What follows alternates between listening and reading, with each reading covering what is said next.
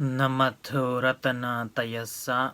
May I pay homage to Triple Gem, the Buddha, Dhamma, and the Sangha. My respect goes to my parents and my teachers.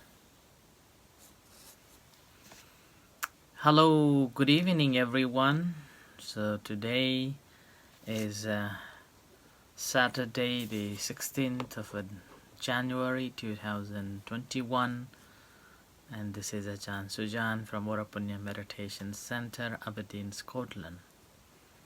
As usual, I'm here with you all tonight.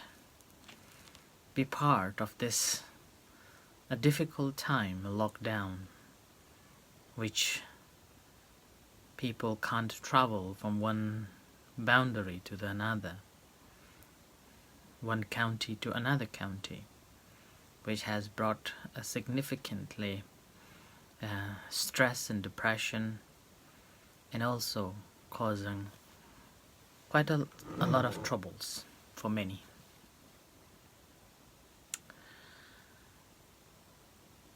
In the meanwhile, there are good stories coming around. In the UK, the COVID-19 vaccine been distributed widely, and one of our close relations of the center in London emailing me saying that the family had a vaccine yesterday, and there was no problem, no trouble, and no pain at all. So it's a good vaccine that they've got it, and then they're going to have another dose in a few weeks' time. Meanwhile, there is a big news that the 1.3 billion doses are going to distribute in India, as the Prime Minister Narendra Modi has announced, and it's on the way. So the stories of vaccination is everywhere, and everyone is talking about and which one is better and which one is not best, but people may have a little choice, because it's all down to the government's choice and the government implementing these measures. So doesn't matter which vaccine we are having. I hope that we all have it and we're all safe from it.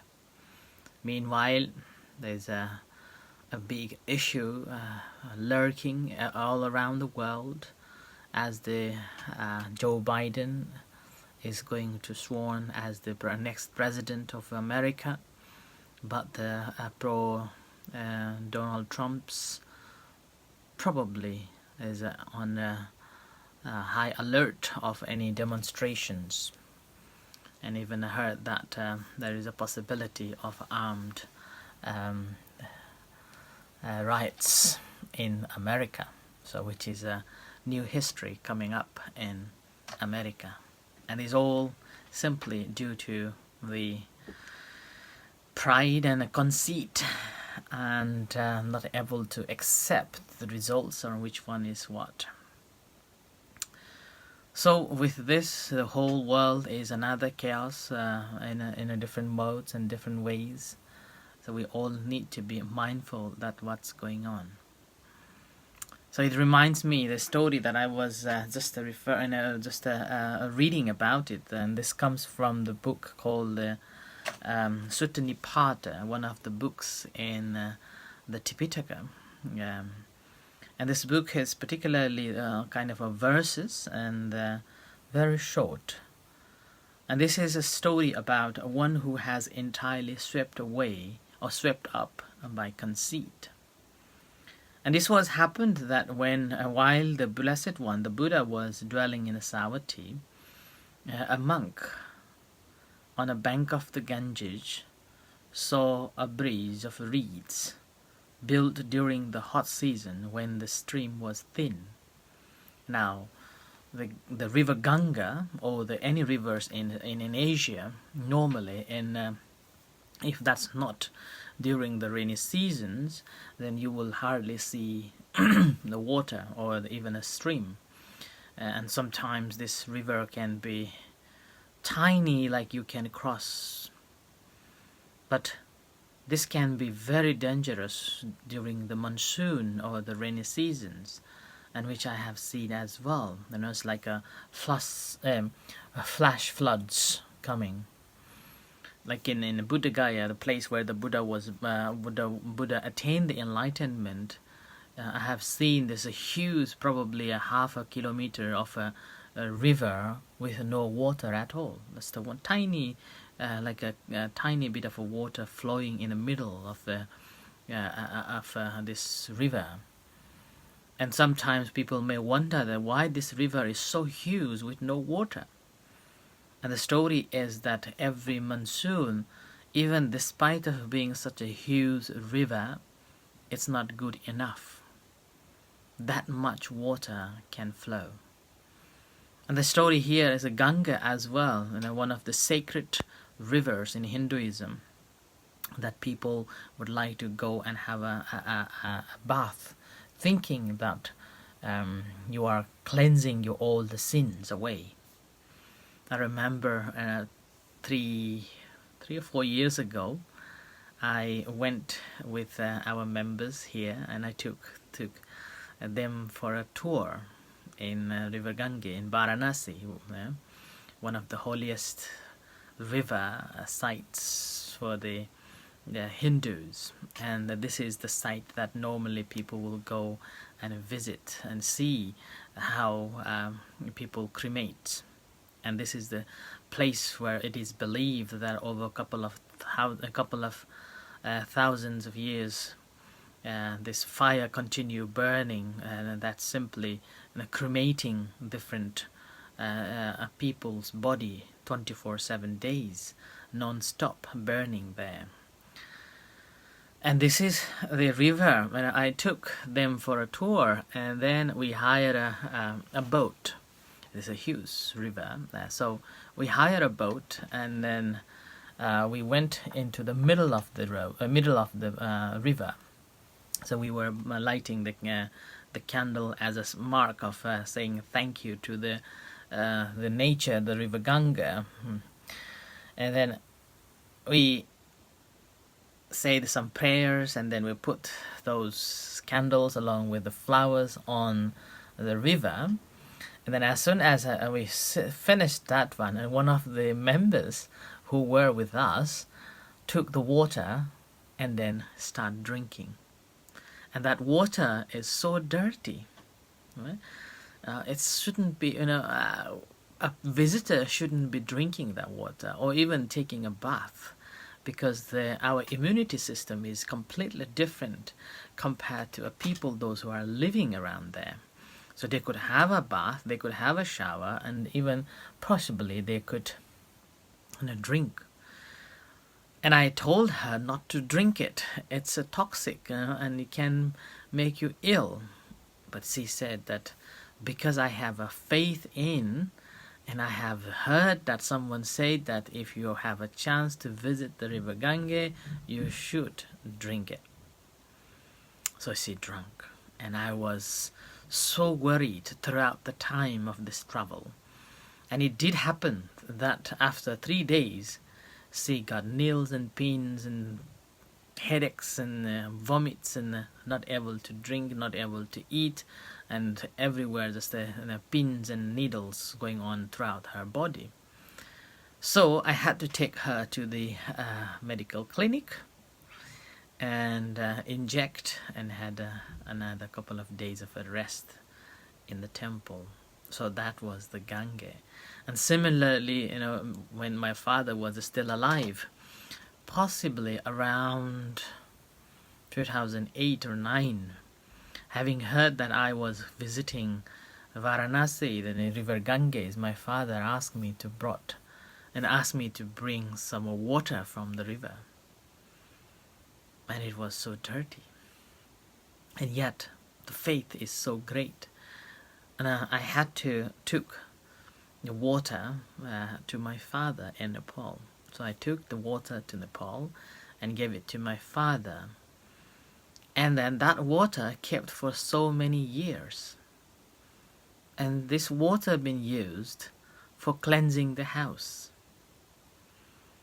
And there's a belief that if you got this water from that Ganga, and you don't need any other water to clean before any ceremonies. So that sort of a faith was there. And so this Ganga also, the river also, during the during other months than the monsoon or the rainy seasons, can be very narrow, very small. And now here the monk is watching it, and in a hot season, and the stream was very thin. But that in a rainy season, it's swept away. It's being swept away by a great flood. So it's swept away. He stood there, agitated by the fact that conditioned things are impermanent. Now, he knew that during the rainy seasons, the flood will come and sweep this breeze away. And he stood there with agitated mind, thinking that this is all impermanent. It's always going to be changed. And then, at that time, he was so agitated. But somehow, then the Buddha realized his mental state, what he was thinking about. And then at that time, Buddha said that conceit is mental self-importance based on one's social class and other factors. And here, conceit is the factor here. And the conceit is in a threefold. I am superior, I am equal, and I am inferior. And here, conceit can be divided in these three ways. Somebody will be thinking that I am better than others. Somebody will be thinking that I am superior than someone else. And with that, simply saying and demonstrating themselves as a superiority. And we had a discussion over the table a couple of days ago about how inequality in the society, and every time there is riots in order to overcome or overthrown someone who has got the a power over, and this never ends from the time of from the time of the history. It continues. There will be a group of, or a person will be powerful and superior and controls all around the country or even beyond. And then there will be other people who feel like it's not fair and will agitate and will come on like a protest, and even a revolution may come. But end of the day, and those who have engaged into the revolution, they again become corrupted by themselves, and they again project themselves into the superior than anybody else. So this is the human mind, and this is a human status, that we always think I am better than someone else, I am good than someone else, and I want to make myself, my status, my name, my fame, my colleagues, my country better than anybody else. So that is the reason why in a human history there is no free from any wars or conflicts. There will be continue going on, and which is again very sad. And it's very difficult or even impossible to have such called a peace or harmony throughout the human history, because we are all corrupt with a greed, hatred, and delusion. We always want to have a better than someone else. We always want to be superior than anybody else. So that's why it's quite a tricky bit one. So having seen that, someone again, we try to associate with the equal people. Yeah? Like I am similar to that person. Like people normally associate with same status rather than association with anybody else who is inferior or who hasn't got the same status in the society. So they preferably always willing to associate with someone who is equal. And for those who are inferior, again, there are also people who are inferior. They also take the take this view that I am inferior than anybody else, and so pushing themselves into more deeper down.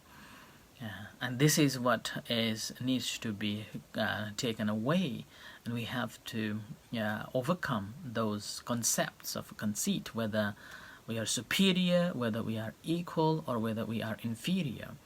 I normally have a view that doesn't matter which country are we coming from, doesn't matter which ethnicity we are, doesn't matter which country we are born. We're all human beings. And we shouldn't be classifying they are superior, they are inferior, we are equal. Yeah? And the moment when we have these differences and this separation, at that moment we're simply bringing conflict, we're simply bringing boundaries, and which again causes a trouble. And which again helps to understand more that we, rather than opening up our hearts to accept everybody else, rather we are closing our own hearts down for so many people. Which I normally reflect that education has given us a huge opportunity to wonder and to understand the world. But as we grow as we grow in the wisdom and knowledge about different ethnicities, different cultures, we tend to hold on to our past histories and hold on to the past and thinking that we are better, we are dominated, we are beaten, we are taken, kind of that sort of a mentality we began to have it. Like recently, when I was reading about one of the articles on anthropology, which was describing about different ethnic groups in Nepal. And the way the article was written, basically it was just simply giving information that this group of people are more educated than that group of people, and despite of a group of people, this ethnicity has, despite of having a less education, less knowledge, they have got more history and cultural thing. And with this, further on, the article was saying that because of this inequality in between two ethnic groups, they are always fighting over another for the power. And with this, when I read that, I feel like it is kind of provoking two different ethnic groups to feel that we are superior than someone else or that group, and which obviously brings the kind of a friction in together. So before, I would say, before that article, probably they are able to mingle around, but after that, if that article been widely spread, then people will be less, oh, I am, let's say, like a Scottish, or I am Irish. We shouldn't be engaging or dealing with the English or something like that. Gradually, that friction will grow bigger and bigger, and later on, it can be troublesome. So, like that. So, education initially brought us the wider angle to see the world, and then as we grow into more knowledge and more understanding, we tend to go into the closing our own doors, which I found very tricky. So here again, and after that one, the Buddha said that because we're all intoxicated by conceit, and beings go to the bad destinations.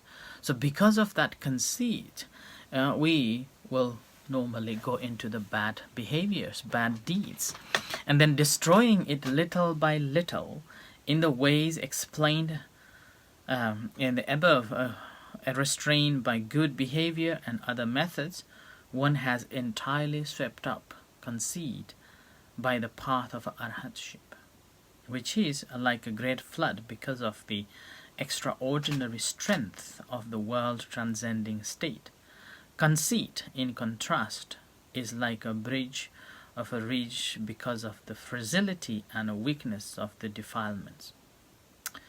So conceit, the moment when we know that this is the conceit which brings the trouble and which brings the other separative understanding, we have to overcome. And once we have a great faith in the teachings, once we have a great faith in the Dhamma, and then the practice, and we have practice how to restrain our senses and how to overcome the greed, hatred, and delusion, basically we will be able to overcome the conceit. And that overcoming conceit helps to attain the path to the liberation, up to the arhatship. And here, all the defilements or a conceit is like the a bridge made out of reeds which will swept away by the great flood. If we know that we have seen how danger it is, and we will not be having any attachment on it. So, and then this is at the very moment, give up these all the conceit and ability to overcome that conceit will help us to be free and happy while we are here in this life, and as well as also promoting harmony and peaceful communities. And this is what we need to have it. But unfortunately, it is not easy to have such thoughts. We always have identity by giving ourselves in a way that I am a British, Nepalese, Thai, Sri Lankans, and I am English or Scottish, Nepalese, Thais, like that. We always and hold on to that. It brings the friction, it brings unhappiness. But the very moment when we understand that we are all equal, we are all human beings, and we all have a capability of improving ourselves for the liberation, and then there won't be any trouble, and we will be able to take out this conceit, so-called mana. When we can take this conceit out, then we become humble. But there is a saying that conceit of the king is difficult to overcome. He always thinks that he is superior, he has got the power, he knows what is best for his country. And with this, he would not listen whether how many people have said. And this is what's happening. And in this way, we need to be very careful within ourselves that whenever we are saying or whenever we are projecting ourselves, am I having this conceit that I am better than someone else, or I am superior than someone else, or I am equal to you and this person, that person, and I only seek for that person? Or are you thinking that I am so inferior compared to so many people? So these are the conceits that we have to overcome, and that overcoming simply we can by meditating. Meditation helps us to understand that which state of the mind we are in, And the moment when we understood it, we will be able to overcome that state of the mind by simply acknowledging and then living in a normal, like going back to the natural way. So practice of a Buddhist meditation is simply transforming yourself to be naturalists, understanding the way how nature works and the way we should be living. Well, thank you very much for listening, and just a few announcements that we're going to have this Mindful Mondays on the last Monday of the month, which again we have prepared the whole year program. It's available on our website, and as well as if you have email addresses, then you probably have got it, or you can read on our Facebook page too. So meanwhile, there is a learning mindfulness meditation on Zoom, also going to start end of this month, which David is going to run, and you can again email to him or to center to book the course. So these are two messages that I want to let you have in your diary, to make a note of it, so that you won't miss all other events that is coming up. Okay, so with this, may you all be well and happy. Thank you very much, and take care. In a few moments time, we're going to have an evening chanting and guided meditation. You're most welcome to join with us. Until then, good night and sadhu.